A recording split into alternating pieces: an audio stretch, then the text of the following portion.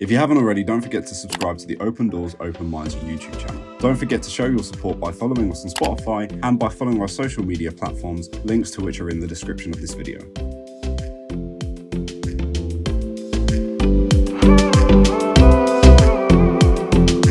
All at the same time, live.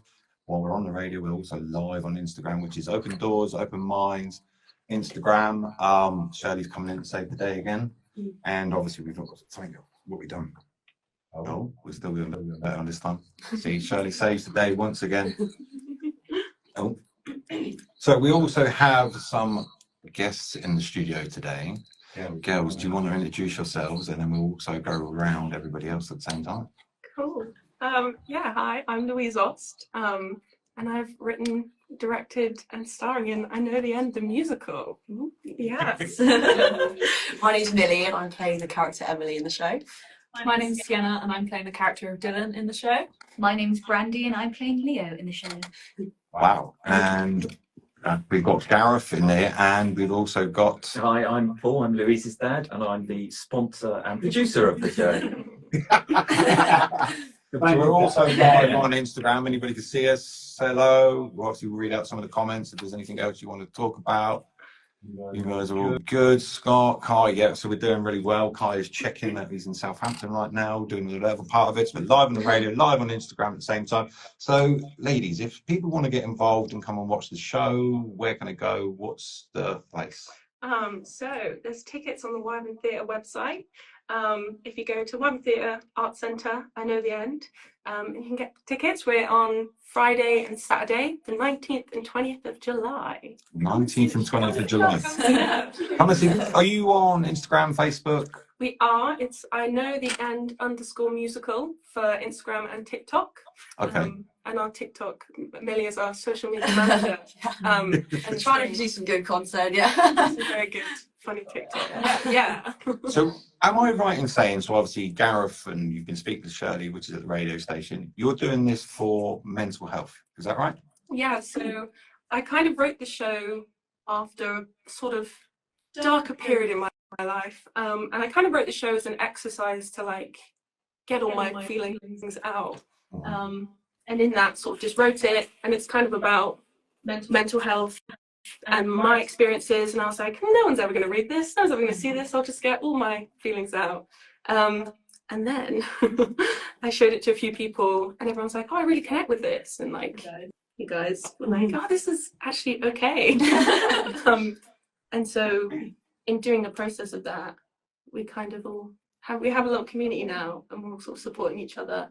Yeah, the show's about getting better, and hope and things like that, which I think when you're in a darker place, writing about hope is really helpful, and that's helped me get better.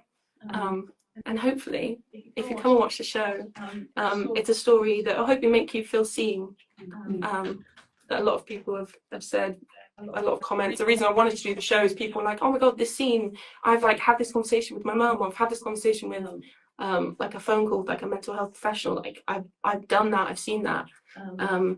And so I think that's very like, What was your experience with that? so how deep do you want to go? So I'm a drama school person. I went to London for a year and sort of auditioned again and didn't get anywhere, didn't get any place in any like BA courses. Yeah. And so I had to come home, and that was really quite difficult, because when you're sort of young and you're like, oh, I want to do this thing, I want to go to drama school, and that was like the thing, and then it didn't happen. So I was like home back in Swindon, and I was like, what do I do now? And I've always sort of had struggles and things at school and things like that, but it was sort of quite a low point for me, and it was sort of listening to music, which is also kind of what the show's about, and just crying a lot in my room to different music and things like that. I started, when we started talking about it, so I talked to my parents, and I was like, actually, I'm not doing that well. And we had conversations about it, and sort of went through a few different routes of like, it was like through a work, like mental health sort of helpline thing. I had a few conversations with people there, but I found it just talking to friends was like the biggest thing. And like having conversations and verbalizing stuff. Yeah. Because if you, yeah, if you get in your head quite a lot and it all sits there, it's nice when you speak about it and verbalize it, and it's less scary. So doing what you're doing now, obviously the show, does that help you with your mental health as well as obviously going through what you've been through? Definitely. I think doing, because we did the workshop first, we did it at the Barn Theatre in Cirencester. They gave us a space to just, I was like, I've written this thing, can we just have a rehearsal space for a bit? And they were like, yeah, sure, come along. And there was 8 of us, 8 or 9 of us. And it was the first time like hearing stuff I've written said out loud, but also just being in a group of everyone that's like, oh, we really want to work on this, and oh, I really relate to this. And for me, that was a big moment of like, oh, I'm not alone. Yeah. Like, it's not just me in my head writing these things that no one else gets. Everyone was like, oh no, I feel this as well. Like, and it was like, oh, like, especially now during the rehearsal process for the proper full show, being in a room with sort of 12 people who all get it and all. So, ladies, obviously, have you also ever had any problems with mental health? And if so, what advice would you give? Absolutely, like definitely struggled a lot. Similar to Lou, actually, it was a lot. You know, being in this sort of industry is a lot of like rejection, a lot, and definitely what the great thing is about this show is it does talk a lot about how communicating with your friends, your family, and talking is the best way to get through your struggles, and sort of verbalizing what's going on in your head then means that there's no room for like miscommunication or anything like that with your friends or family. So yeah, absolutely. And I think the arts and music and drama are a fantastic way of helping with mental health as well, and I would so advise anyone who's struggling to express what they're feeling to go and just go and listen to some music, go to a dance class or something, and just go and express yourself through that. It is. So can anybody come along to your stuff then, in the sense of if somebody's listening right now and thinks that might help them and they want to reach out? So are you still doing the workshops? So we're in the process for the show now, but hopefully, well, we've created also this Ghost Theatre company, and the kind of idea for me is I wanted to create a company that is for young people. I feel like there's a lot of amateur groups around that are more sort of older people, not old, older. That's exactly going on. She's talking about me.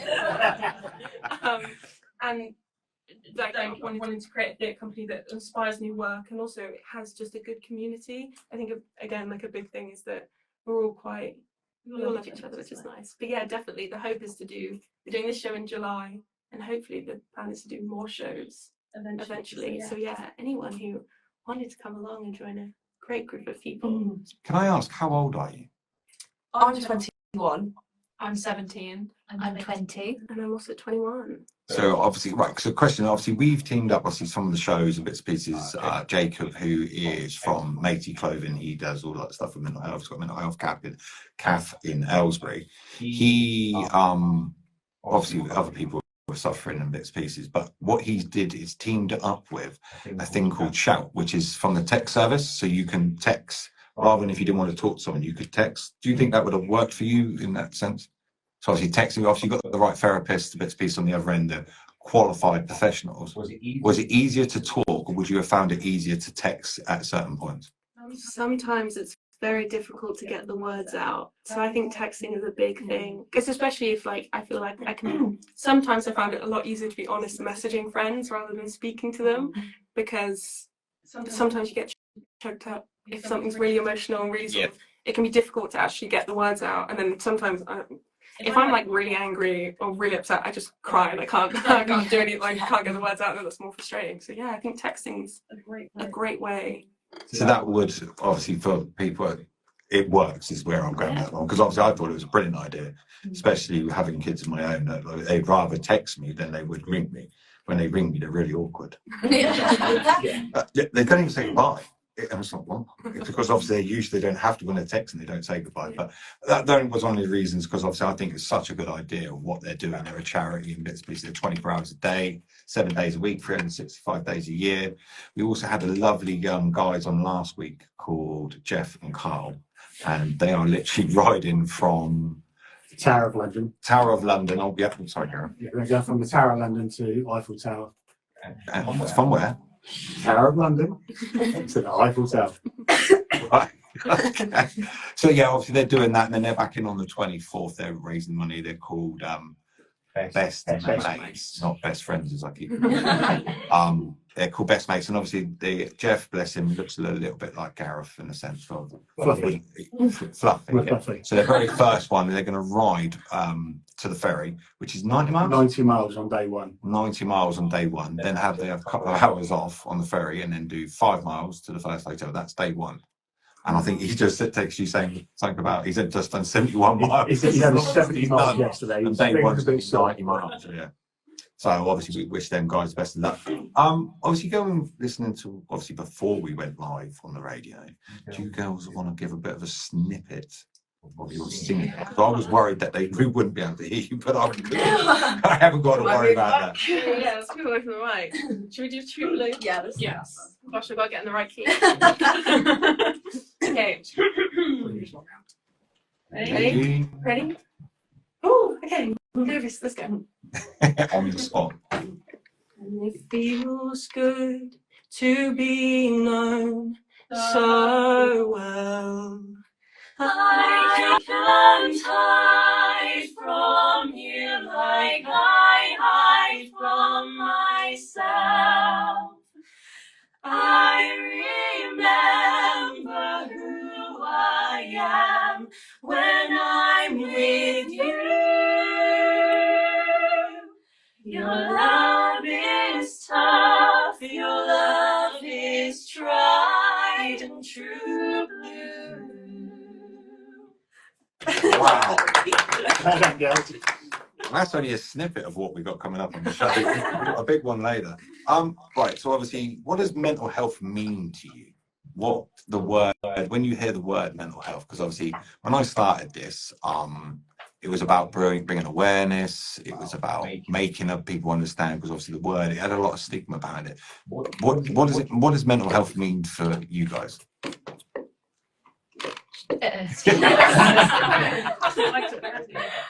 I'd say like mental wellness and well-being of not only obviously it's your mental health, but your physical health also impacts that so massively. I took psychology A level, and I feel like that was really important for me to just learn and understand, not only for myself but for other people around me. And like empathy is such a basic thing that people need to understand and know, and I feel like it's so disregarded so commonly. And I feel like mental health, you need to have that sense of empathy to understand other people's feelings as well as your own. So I'd say mental health to me is mental well-being.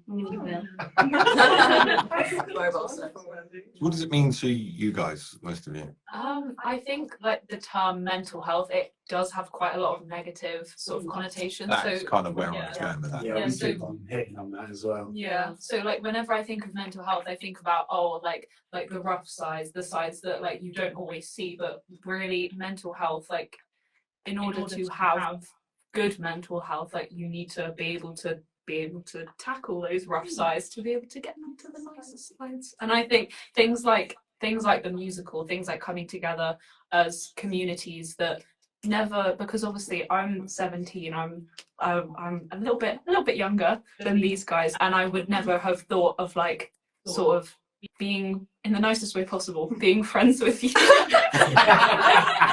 But like that was never really an opportunity for me to sort of make those connections before with people like you guys. So in one way, it's opened a lot of things up for you, obviously, but you Yeah. wouldn't have obviously normally. So with mental health, what I've obviously Daniel, if he's listening right now, my other co-host, he's still knocking on doors doing a postcode lottery somewhere. He would call it life, because we've realised as we started this journey that, like you said, the stigma that's gone one way is now going the other way, where it's negative. And what I'm trying to explain to people is mental health is for good, is well, it is bad. And obviously doing what you're doing, obviously, like you just said, you would never, the situation by doing what you're doing is now giving you an opportunity that you would never normally have hang around with 20-year-olds. That's what.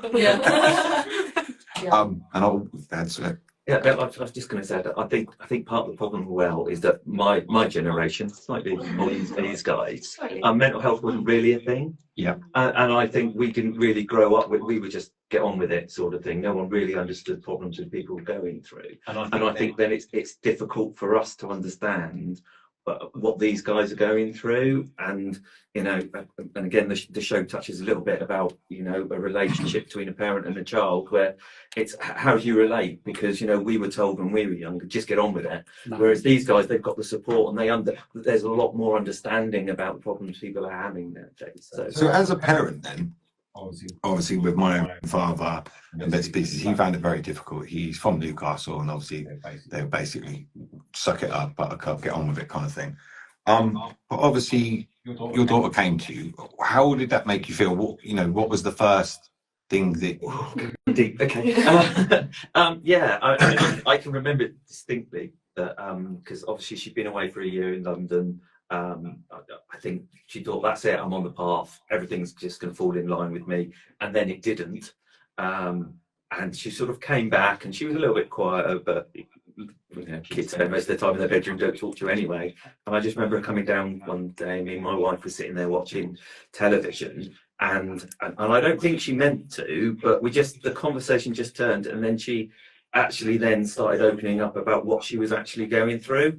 And it was like TV off, and well, hang on, why didn't we see this? Why didn't we realise this? And I think that was probably the first stepping stones to Louise's recovery, is actually talking to us, and then us, oh right, okay, there is a problem here. We need to pay a little bit more attention, because we just thought everything was all right, and it was quite a poignant moment, I thought.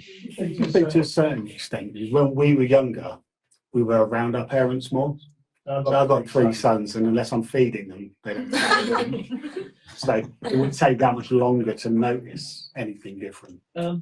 Yeah, to an extent. I mean, I don't know, but when I was a kid, I was out playing football all the time, and it's like my parents wouldn't see me, but then they didn't really care either. As long as you were home by tea time, it was fine. But You need to be. I think you're right. I think social media does play a big part in the issue, because you know that they do communicate in a different way to which we used to communicate. I mean, if we wanted to talk to a friend, you have to go around their house and knock on the door. Correct. Are you coming out to play? You know, whereas these guys, they're just constantly on the phone to each other.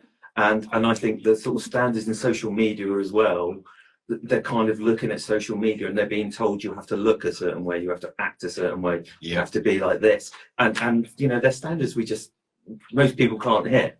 And that affects them as well. So, yeah, so I'm on to that one. Shirley, she's like Superman. She comes and she just doesn't wear a cape. I broke the microphone, sorry. Yeah, so I think you're right to an extent. I think, you know, but again, I think mental health wasn't really a thing when I was a child. So, you know, I don't think I ever had a conversation with my parents, who are probably listening to this now, about mental health and things. But it was just a case of get on with it, really, wasn't it? So. Yeah, I found a lot. My father even now finds it very difficult to talk about, even though like his family, certain ones. But now when you kind of realise, well, oh yeah, my uncle was suffering, but hadn't put 2 and 2 together. It was a case of get on with it. I find the generation like that age group have, like you said, the social media to worry about. There's lots more going on around, and I feel like they've got a lot more pressures. All we had to worry about was getting out of school, finding our mates wherever they was, knocking on the door, and make sure when the lights go off on the high street, you're back home for dinner. Yeah, that was pretty much the worst case scenarios. But I find with like social media bits and pieces now, it's a positive, because obviously you're connected a lot more and you can talk, but it's a double-edged sword. Obviously there's a lot more bullying going on now, because they can reach, you could be anywhere in the world and still being bullied from somebody at school, whereas before you could have just shut the door and it was gone. But obviously with you girls being a lot younger than obviously the older ones that if you obviously you've managed to talk to your parents, if there's somebody that's listening right now that hasn't quite, what advice would you give them if they're going through similar stuff to what you were going through, not just about the singing and bits and pieces, but obviously how would you get them to approach to speaking to your parents? I think that was a big thing for me. It was really difficult. You said you did notice I was very good at hiding it. I think a big thing for me was formulating my thoughts before going to you guys. Like I kind of knew what I was feeling, because in writing the show, in like just in diaries and things like that. I think the biggest thing remember is that you are loved. If you're out there and you're struggling, people want to listen, people want to help you. Yeah. There are people out there who will do everything that they can to make you get better. For me, I found that sort of writing really helped to formulate my thoughts and ideas on things. So then when I went to someone, I kind of had these ideas of what I wanted to speak about. I kind of found bits and pieces that were already wrong that kind of I wanted to share. But yeah, I think the biggest thing is immediately, as soon as I was like, I'm struggling, a weight came off my shoulders, and it was like, oh, actually, people want to listen, people want to help. And I think if you're struggling, remembering that, because some people have difficult relationships with their parents, you may have to feel like you can't talk to them, and that's unfortunately a very common thing. To speaking to anyone, as you said, like if there's so many social like mental health resourcing stuff that I think knowing that saying it doesn't make it is real. Saying it doesn't make it any more real or any less real. If it's happening, saying it to me made it less scary. It was like, oh, it's a thing, it's in words or it's in writing. It's no longer this massive thing in my head. And if you're worried that speaking about it's going to make it more real for you, it won't. It is a fact. That's some very good advice, that. So don't be afraid of it. And there are people out there who will listen. Friends, family. Yeah. Did you girls speak openly about mental health to each other and bits and pieces then? Absolutely, yeah. We're all very open to each other. All the whole cast, we all know we've got each other's backs, and we're always talking about what we're worried about or anything like that. So and it does help, like Lou was saying, just it takes a massive weight off your shoulders just saying it to someone. Yeah. And like Lou said, it's your love. People do love you. Yeah, because obviously my generation, it was very hard to even talk about it, because obviously one, being male, to the industry, I was in the security industry, you couldn't really say stuff. But I find the next generations, like you guys, have got, is it a lucky, I don't even use that word because it's not lucky if you have mental health, but are a lot more open with each other now. There's more resources for them as well. Yeah, whereas obviously I think mental health's always been there, but society, it was shunned upon. Whereas you girls clearly support each other. In any white coats, you were either absolutely mental and you were locked up, or it's a lot more easier. I say easier access because there's still people that there's 1.9 million people still on a waiting list for it. But how long, if you don't mind me asking, how long did it take you to get to therapy? Did you do, if you don't mind me asking, talking therapy or?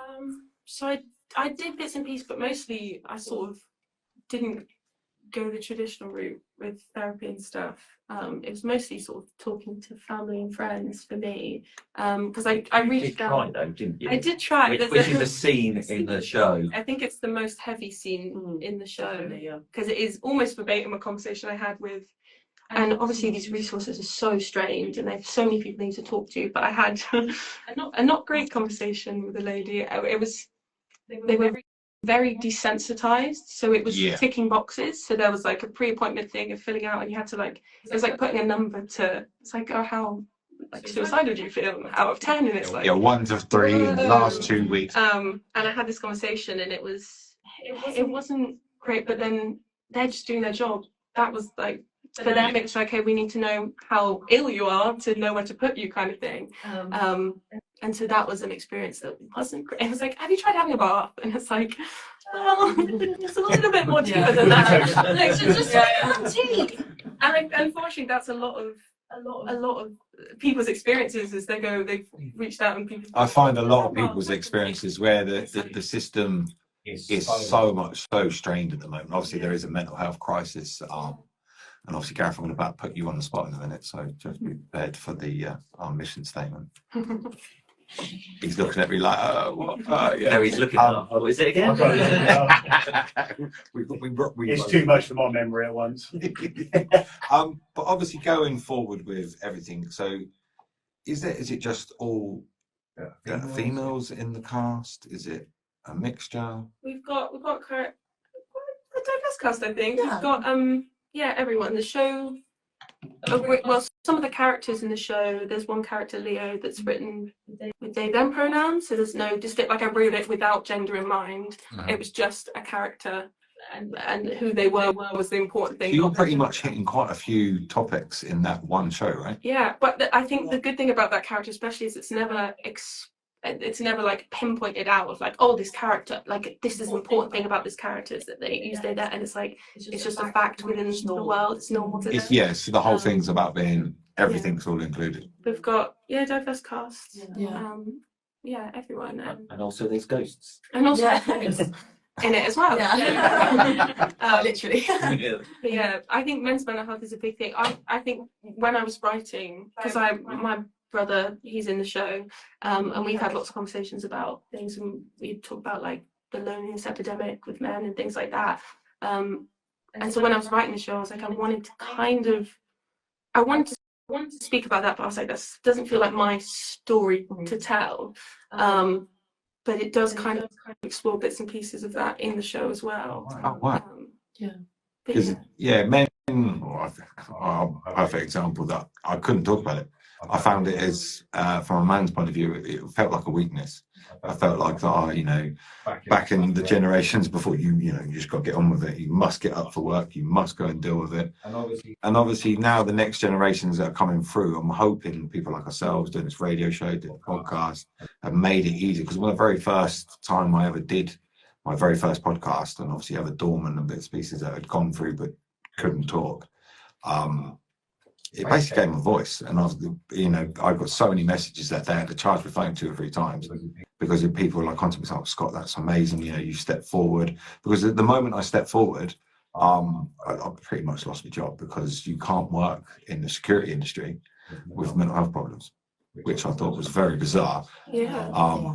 And then realised there wasn't much support. You had to wait for your doctors, and lockdown had happened, and it was I got caught breaking into gyms, and I went a bit after I hadn't realised I hadn't been diagnosed with PTSD, and I just knew gyms, like when I exercise, but I thought I was always having a heart attack, and it was actually panic attacks. And I would just get that feeling. I'd just get up, whether it was at 1 o'clock in the morning or I'd just go to the gym. Well, obviously COVID happened, I couldn't get to the gyms. Then realised, hang on, this feeling's getting worse and worse and worse. I had no outlet. So I decided, I'll break into the gym, and end up building a gym in the garden, because the gym owner was like, stop breaking it. I'll give you some gym equipment to take it home. And then the police came round, and obviously you're not supposed to have all that amount of people together. Then they realised what we were doing, because there was a few army boys and bits and pieces there. But then we realised that I'd known these people for such a long time, but none of us had ever spoken to each other on that level. We've always thought, that last night was great. Your boy pulled a knife, and then realised we were all putting a front and a shield on, so we didn't look. And there's so many men that I now know, and I'm looking at them going, I've known you for years, and I had no idea whatsoever that you were going through all that. It was like, it was an unspoken subject that everybody had to, like, men. Yeah. Obviously, there's a lot of women that do this as well, but I find that the men tend to see it as more as a weakness. That I can't talk that with other men. But the one bit of advice, if anybody's listening now, man-wise, because obviously it's mental health month right now, you're stronger by talking. Stronger by talking to somebody. If you've got no one to talk to, obviously you can speak to us. Open doors, open minds. I guarantee you, I'd rather have a cup of coffee with you or a cup of tea with you than come to your funeral. It's probably the easiest way. Going forward with what you're doing, obviously with the mental health stuff and all the rest of it, is that what inspired you to write this? Yeah, I think, as I said, it was kind of I never really intended for it to be what it is now. It was more of just for me to get all of my stuff in my head out. Was it to like, well, I did start a podcast, and it's kind of your relief. I felt relief after talking on it and pushing the thoughts that I had in my head out. Is that basically the same? Yeah, I think I work a lot of like art. Creating is a big way of like, it's not feeling that if you go through a really dark time and then you make this beautiful piece of art out of it, it's like, okay, well, I've got through it. Like there's a lyric in one of Phoebe Bridgers' songs, that she knows she got through it to get to this moment. Yeah. And that's like a big thing, I think, of when you can create something beautiful from something so horrible and like difficult. Can we have that lyric? Trademark.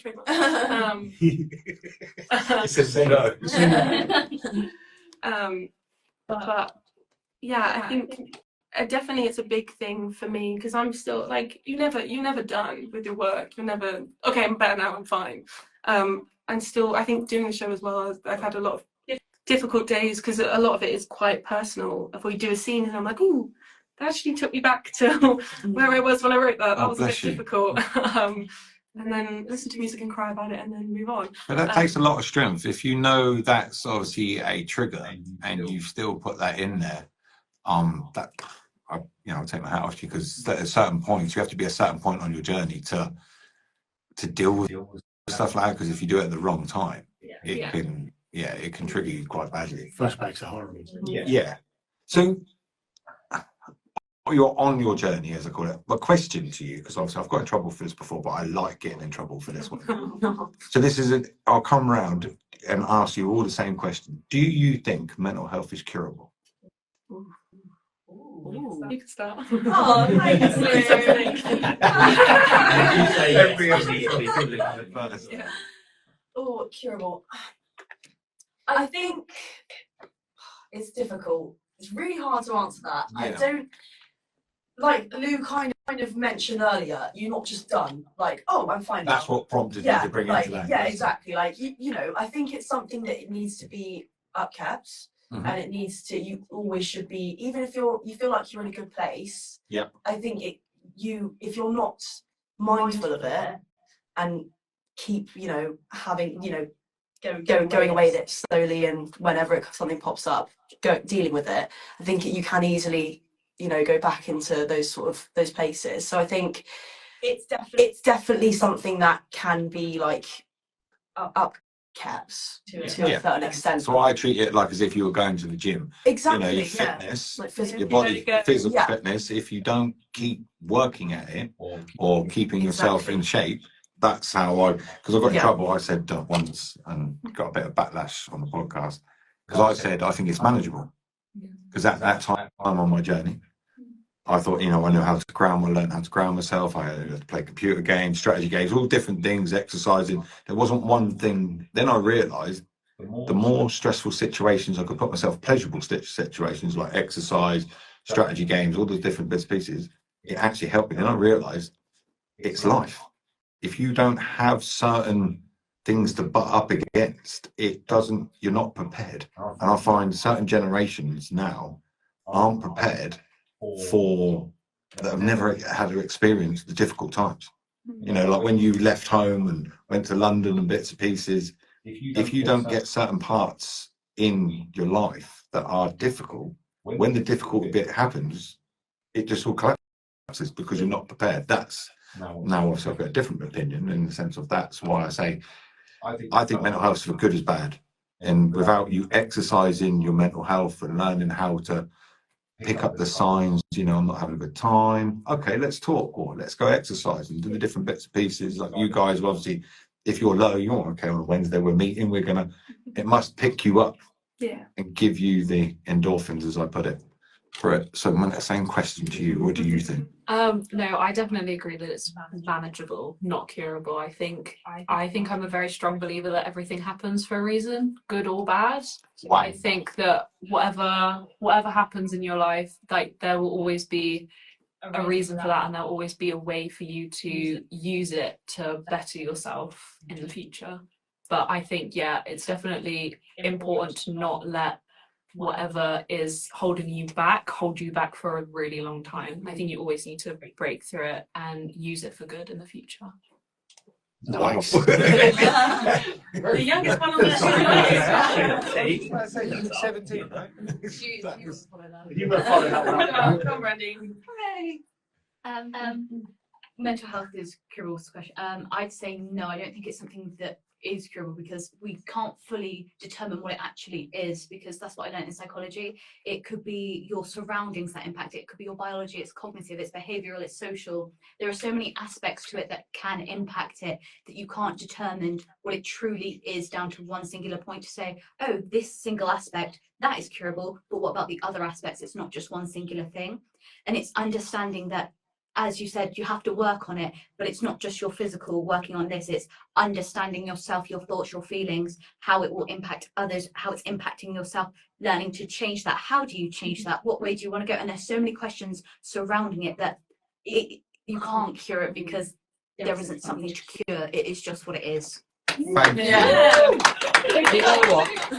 I wanted to put that in the right words, but I didn't know how to say what she just said. I just said, yeah, it's for good and bad. But that is bang on, because mental health is part of you. That is who things are, and it's learning that we're like, as you would put it, destiny's taking you certain places. But it also, if you'd asked me 5 years ago, would I wanted to go through that problem? No. Yeah. The darkest time. Coming out the other side, I feel like I'm mentally, actually sounds really weird. I feel I'm mentally stronger than when I went in. And I don't know how, and I think it's where the tools are. It's also picking up on the signs of, okay, well, that environment's not very good for me. That, going out drinking, do all the time, and being on the computer, being on this, doing all the different negative stuff, it will eventually have an impact on you. So, yeah, well, that's pretty much what I wanted to say. So, Like I say, it's also being resilient to it as well, and learning to. it's a resilience, yes, because obviously that brings us into. No, you're bang on. You're bang on. So obviously, you've obviously done psychology, because that was the key words, right? Yes, I think that was partly what we're doing performing arts as well. Learning someone and learning and understanding psyche and whatnot. I feel like that was going to help me with performing arts and getting into characters and whatnot. That was the only reason why I actually took it. And then I started taking it. I was like, wow, this is actually helpful. Who'd have thought? Learning about yourself. But I feel like it's such an important thing to learn. And I hadn't ever prior. I went into college, no understanding, no knowledge, kind of just going through what I went through and being like, well, that's life. And then I learned through college, like, it doesn't have to just be that. You don't have to just experience it and live on. You can learn from it, you can grow from it, you can speak to others who have experienced it and grow with them as well as by yourself. And I feel like that's the vital thing from it. So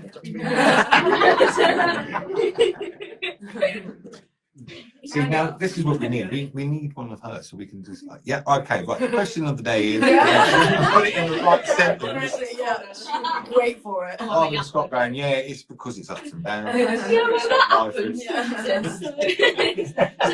Like, I feel like that is how it's so easily taken upon you. You don't want to deal with it either, because it's such. You have to dig deep, and you can't just stop halfway, because then you've got a hole, and oh no, there is a hole, and you need to fill this hole, or you need to dig deeper to get through to the other side. And it's you can't have an equilibrium. You either go through it fully through it, or you don't touch it at all. And you can't not touch it at all, because then it will mound up. Whoa!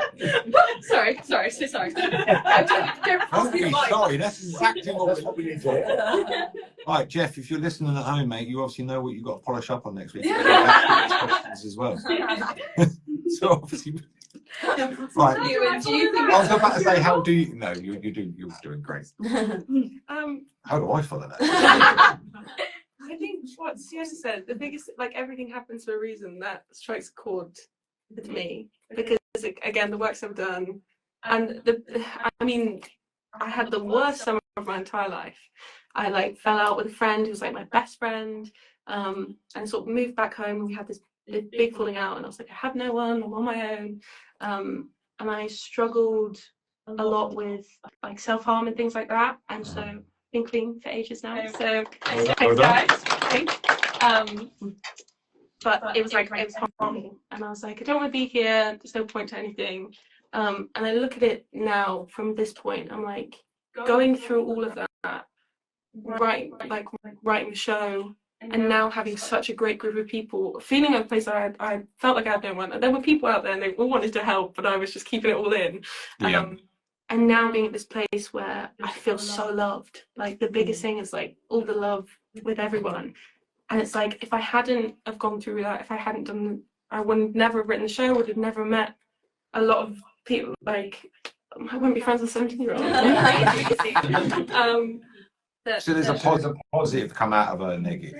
I think, but you have to, when you're in it, you can't see that. No. When you're in it, you're like, well, this is it, and this is awful, and it's never gonna get better. But, and a bit, that's another thing in the show, is about time, and it's about giving yourself that grace and that time, and speaking about it to people, opening up, and just, because people will tell you it's going to get better, and you'll go, no. Yeah, if you're not at the right time in the journey, yeah. But I think time heals all. It does. Yeah. And again, like, you know, you might be left with scars, but you're healing. So it's not, when you say cured, like, if you have a scar, would you say that's cured? Like, technically it's healed, the wound's healed, and but it's still part of you. It's still there. See, So, I don't yeah. when I did this the first time around, I got myself into trouble. Perhaps I should have. We should pay attention to the school start. We really learn some of these words. I was too busy doing something. Yeah. Usually, I wonder if I failed English language. Obviously going over to Dad. Obviously, older generation. Obviously, one, I think I can see right. Obviously, with your daughters talking, that you're very proud of her. Thank you.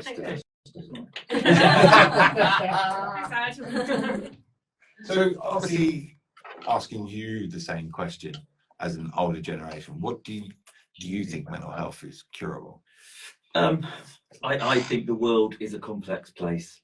I think people are complex, and you're affected by your surroundings, and people are your surroundings, and everyone's going through different things, and quite a lot of mental health is about the stresses that you kind of pull into yourself. I'll take that responsibility, and I think there's so much going on around us, and everyone's doing different things that I don't think you can cure it.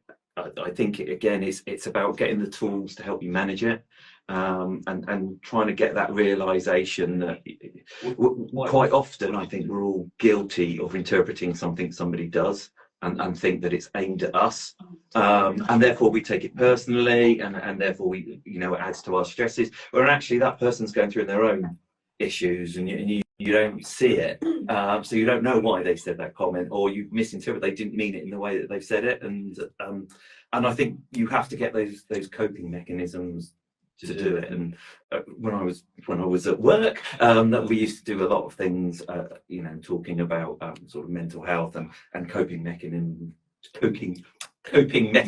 with them, and getting that resilience to, and one thing I've learned in my many ages over these guys is actually quite often it's worth taking a step back, and not go on your first reaction to what somebody says to you. Is actually take a step back and just have a think about what did they actually mean, and actually go and talk to them, because if you think they have meant offence, they might not have, but go and say to them, what did you mean by that? Why are you putting this on me? And then you'll probably discover, oh no, I didn't mean it like this is what I meant. And I don't think we do that a lot. And I'm like you, I'm very much of a just get on with it type of person. My daughter will tell you I'm dead inside. I don't cry. She doesn't cry at anything. I'm dead inside, they'll tell me. I think that's a male thing.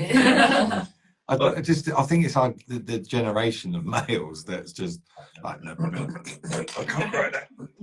You got to take, no, I just yawned. Yeah. No, I'm all right. It's a sad film. No, I'm all right. I'm Do you just think really that if it was accepted to cry though, that you would, or is it that feeling of so sorry I forgot I had to, sorry, for a reason, so sorry. Do you think that you would cry if you felt it was accepted to, or is it a mental blockage, or do you just think I don't need to cry? What do you think it is, if you don't mind me asking? So sorry, I really like to understand. Brandy's show will be on next week. Yeah. For me, it wasn't acceptable. I was brought up in the sense of you have to be tough. Crying is a weakness. You're allowed to, as a male, you're allowed to cry as a boy. But the moment you step out of being that, going from that boy to the man, it's not acceptable anymore. You've got, like my perfect example, I had men, I was the, head doorman. I had men that looked up to me. If I couldn't go, right, guys, there's a violent situation over there. I'm having a bit of a difficult time. Do you mind dealing with that while I go and have a panic attack? It wasn't it was the environment. It's not easy to be a guy, and it's like I had a wife, I had kids, you know, my daughter would have accepted it. I find even now women accept it a lot more, that I've gone through mental health, that I'm a little bit, as I call myself, different now to where I was. But in 20 years I was in a relationship with my ex-wife, I cried once, and that was when I was at my worst point. And I felt different.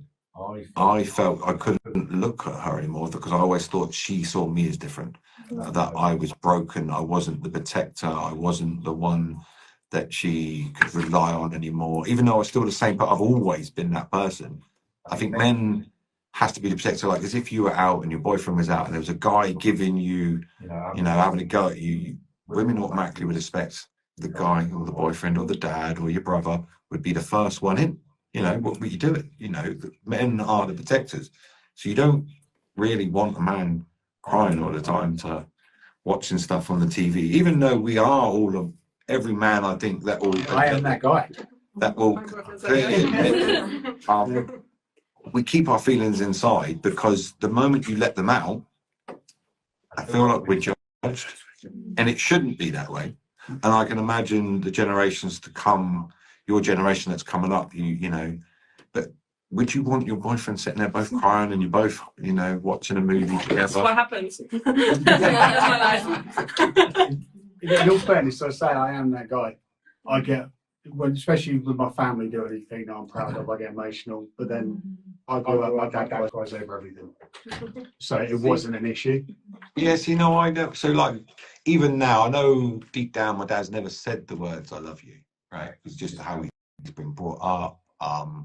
And I get it, and I understand it. It's that generation, it's never the words of "I'm proud of you," but like to my sisters in bits and pieces, like me and my brothers will go, "Oh yeah, Princess wants this, Princess wants that."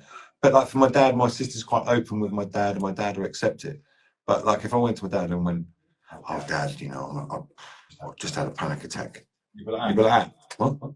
But I know deep down he wants to help me, but because it's awkward because we're both male, it's like, oh. But he would never talk to me about his mental health and that he was suffering, because he's like, as we would put it, he's the head of the family, he's the dad, and he's there to, if I have a problem, he's there to sort it out. Yeah. I don't, Dad, what are you crying for? I've only ever seen my dad cry once, and he didn't even know I'd seen him. His dad had died. And obviously at the time I hadn't realised. I was like, what? It was quite a shock to see my dad in the living room in the chair by himself and not knowing what was going on, crying. It was a shock to me. Whereas my sisters would have been like, "Oh, dad." My brothers would be like, "Something's massively wrong. Dad's crying. That's not normal. What is going on?" So for men to be, I suppose, men in this world, it's very difficult. It's difficult for a man to be emotional and be that protector and provider. And I know obviously everyone says it's equal and it should be equal, but is it really? If there's right now there's war going on in Ukraine, it's not the women and the children that are fighting the war. The men were the ones that have to stay behind. And I'm probably going to get in trouble for this, but we are genetically different, but the same at the same time. You think differently. You're more emotional, whereas men. And it's only this generations that are starting to happen that have kind of, wow, we can actually say to another man, mate, I had a problem back then. But if you'd gone back 5-10 years ago and said some of the conversations that I've had, I would have lost my job, I would have lost friends, family. Even when I had my own mental health breakdown, it did divide my family a little bit. Like my eldest brother, he was like, because I tried to do something very, very stupid, he said, that's a coward's way out. Because that's how he saw it. He didn't understand it. How dare you? That's selfish. But it wasn't a case of I wanted to kill myself. It was a case of I felt like a burden. I felt like I wasn't man enough for the people around me, for what was going on. It's difficult being a guy. It really is. Like, you think it's easy, and we're always talking like, yeah, chatted that bird up, I've done it. It's Men don't have communities. A big thing that I've talked to like my brother about is that a lot of the time, only time you see men cry is like at football, something like that, because it's like that's the community, the only community. but that's accepted. Yeah, but it's because it's there as an accepted. outlet for men. Like I think women, they say women are more emotional, but it's because we can talk to each other. So you see us talk, you see us communicate and like cry with each other. Like it's normal to see that. Whereas the only time sometimes you can see men get really emotional, get angry or crying is at like stuff like sports and things like that, because that's the only place it's accepted. So you have a lot of people who keep it all in and then go to a match and then let it all out, and because that's all they have. And you I like the therapy session. yeah. But like even online, people like you have people like who a lot of young boys who follow people like Andrew Tate, and it's like you're like, this is not a great role model, but it's because he's creating a community Correct. that men don't have. So they follow these people who maybe have very questionable. Yeah, because you got your alphas and your beta, and at the moment he looks like an alpha. And you see people go, I want to be part of what he's creating, and then they're teaching things that actually aren't very helpful for young boys and are maybe not very respectful.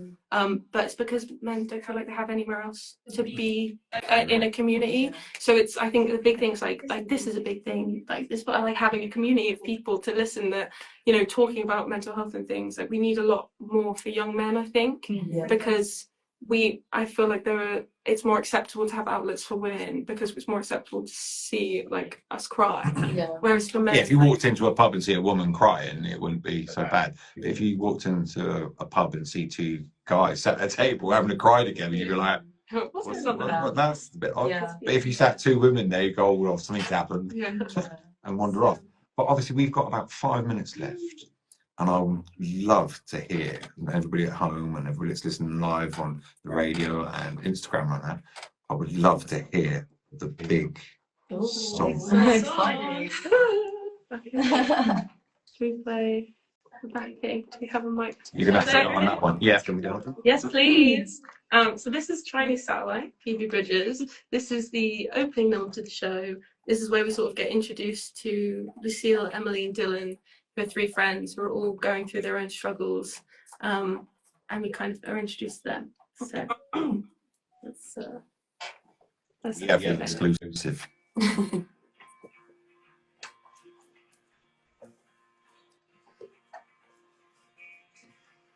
I've been running around in circles, pretending to be myself. Why would somebody do this on purpose when they could do something else? Drowning out the morning birds with the same 3 songs over and over. I have emotion. I wish I wrote them, but I didn't. So I learned. I have emotion. Come along till the feeling's gone forever. Took her to see the stars, but they went out tonight. So I wish on a shiny satellite. I want to believe. Instead I look at the sky and I feel nothing. You know I hate to be alone. I want to be known.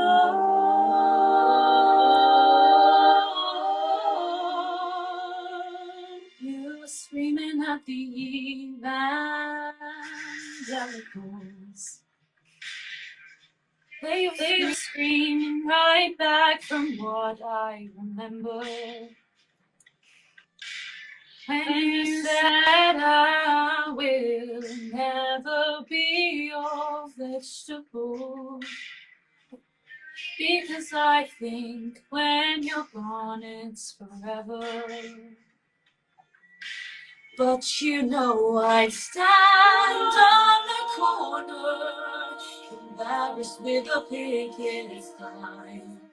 If it meant I would see you when I die.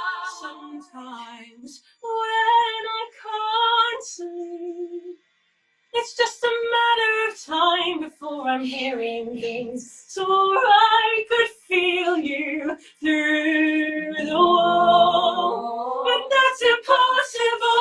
I want to believe. And if I go outside and see a tractor beam coming to take me to where I'm from, I want to go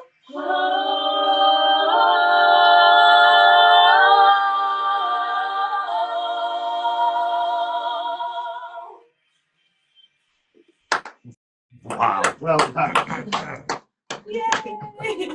Wow. It's okay. I was just Let it out. yawning. Let it out. I was just yawning there. That wasn't emotional at all. Yeah, I got emotional, guys. Wow. And if that's, yeah, I've not normally lost. So when can we see this? July 19th and 20th at Swindon Arts Centre. Okay, now. Look at Do it it now. now. I'm See seeing us. outside. We'll wait for Someone's you. getting used to radio shows now. Every week. Every week. Every week. Come back. Yeah, I New think you song? could, because obviously you're very good at what you're doing. Because now I feel like I've had a therapy session. Very emotional. We've got about 30 seconds before the news and the intro takes us out. But thank you very much, guys. Thank you And so once much. again, where can they find you? What about your social media? I know the end _musical on Instagram and TikTok. And yeah, tickets on the Wyvern Theatre website, Art Centre, 19th, 20th July. 19th, I know 20th the July. ends, the It musical. was like, but thank you very much, guys. We're Thank just going you. out. Thank you. See you later, guys.